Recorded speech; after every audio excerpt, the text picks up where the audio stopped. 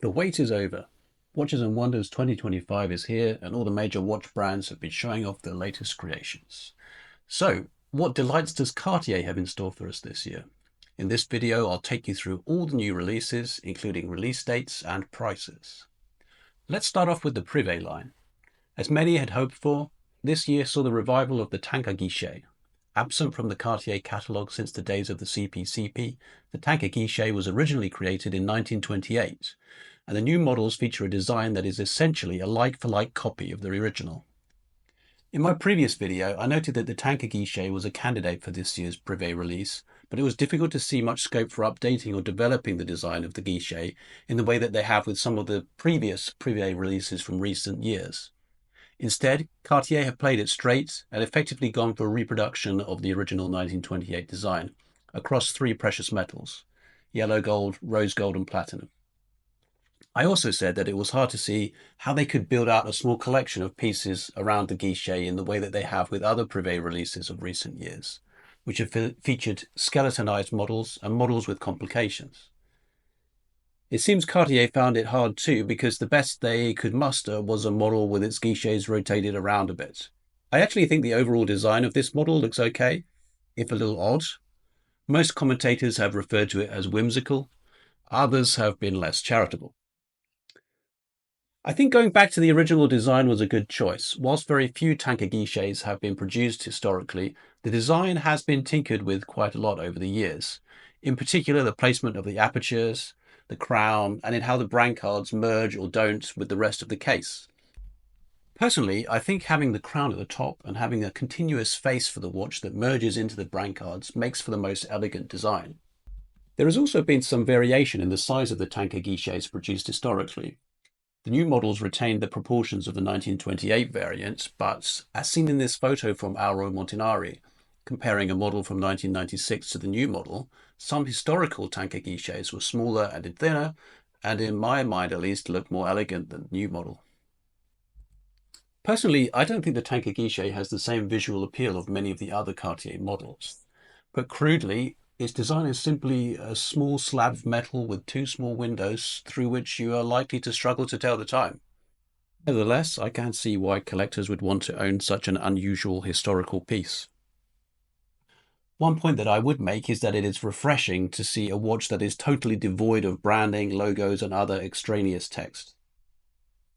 Interestingly, other than the asymmetrical model, which has a limited edition of 200 pieces, none of the others are limited editions, although one presumes they won't be produced in large numbers. The pricing starts at €43,000 for the gold models, 50,000 for the regular platinum, and 55,000 for the limited edition model. All of these models will be arriving in boutiques in September. A word of caution about the prices quoted in this video. They are subject to change and, to the best of my knowledge, do not include sales tax, so in Europe you're likely to be paying about 20% more than the prices shown. Now let's look at this year's other new releases. Firstly, there is the surprise introduction of a new automatic Tank Louis Cartier. This is the first and I believe only time that the Tank Louis has been given an automatic movement since the so-called Jumbo that was released in 1972. Like the new model, that had a case width of about 28mm, considerably larger than the standard men's size at the time that was just 23mm. The new Jumbo is still larger than the current large, which measures 25.5mm. However, unlike the old Jumbo, a bubble back is not required to house the automatic movement. The new Tank Louis comes in both yellow and rose gold, both featuring a sunburst effect finish to the dial. I think the dial looks quite attractive, but I could have done without the word automatic being written at the bottom. The larger size is also likely to be appealing to some collectors for whom the current large size may feel too small. This model is priced at €13,400 and is due to be coming out in September. Two other Tank Louis models were also announced, both in the regular large size.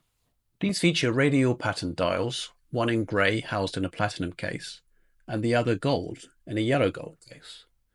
The latter looks similar to a limited edition that was released back in 2023 for the Cartier Bangkok boutique, which seems to in turn have been inspired by this popular Master Cartier model of the 1980s. Now turning to the Santos, we have a whole host of new models this year. Firstly, Cartier is releasing a new small version of the Santos de Cartier. I'm not clear of the exact dimensions of this model, but it seems to be much closer to the size of the large Santos Carré, which was introduced in the 1970s, and which was the first of the metal bracelet Santos models. The new size is coming in steel, yellow gold, and two-tone. However, in a move that will be disappointing to some, it will be equipped with a quartz movement. These models are set to hit stores in June. In recent years, we've grown used to seeing a variety of limited edition Santos Dumont pieces featuring unique dials, and 2 years ago we were introduced to the very well-received skeletonized micro-rotor Dumont. This year, Cartier has released 3 new extra-large Santos Dumonts featuring unique dials.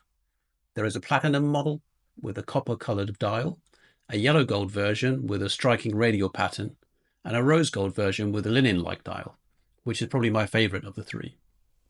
It's unclear whether these are limited editions, but if not, they are likely to be at most one-shot releases. These models are being released alongside new yellow gold and two-tone extra-large models with regular dials, which will presumably sit alongside the existing rose gold variants already in the catalogue. 3 skeletonized micro-rotor Santos Dumonts are also being introduced. One in steel with a black lacquered case, one in yellow gold, and one in white gold with diamonds. All these Santos Dumont models are also expected to be released in June.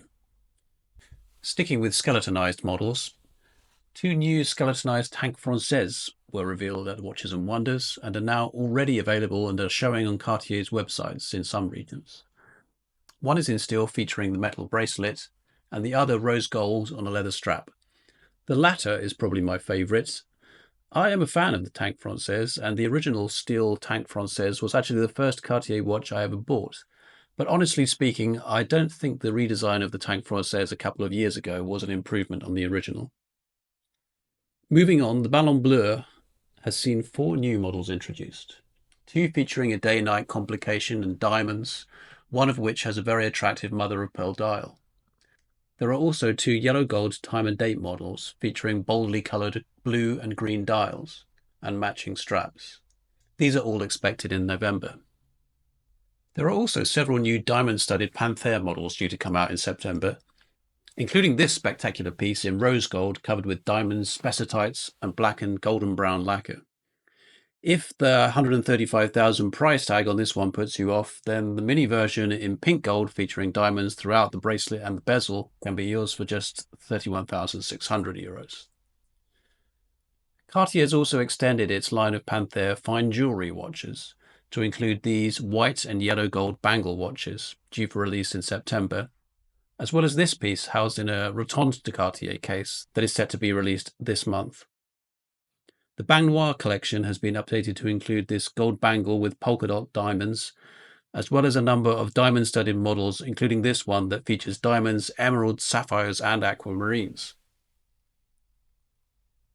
Finally, Cartier has launched a brand new line of jewellery pieces called the Tressage, meaning braid in French. 4 of these models have been announced, ranging from a yellow gold variant priced at $40,000 to a white gold with sapphire model priced at $134,000. Well, there we have it. That's all the new releases Cartier had for us at Watches and Wonders this year. Let me know your favourites in the comments.